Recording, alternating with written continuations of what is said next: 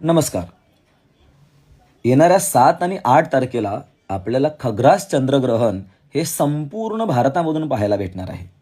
आणि या ग्रहणाचे वेध जे आहेत ते 7 तारखेला दुपारी 12:37 सुरू होत आहेत. तर या ग्रहण काळामध्ये आपल्याला स्नान, देवपूजा, नित्यकर्म, जप, श्राद्धकर्म अशा प्रकारची कर्म करता येतील. पण या ग्रहणामध्ये आपल्याला भोजन हे निषिद्ध सांगितलेलं आहे, म्हणजे आपल्याला भोजन करायचं नाही.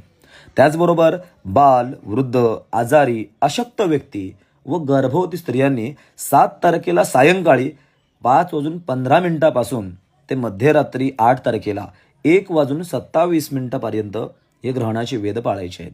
या ग्रहण काळामध्ये झोपणे, मलमूत्रोत्सर्जन करणे अशा प्रकारची कर्म त्यांना करता येणार नाही आहेत.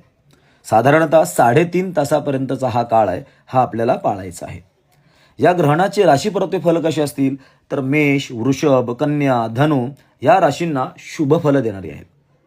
मिथुन, सिंह, तुळा, मकर या राशींना मिश्र फळ देणारे आहेत. त्याचबरोबर कर्क, वृश्चिक, कुंभ, मीन या राशींना अनिष्ट फल देणारे आहेत.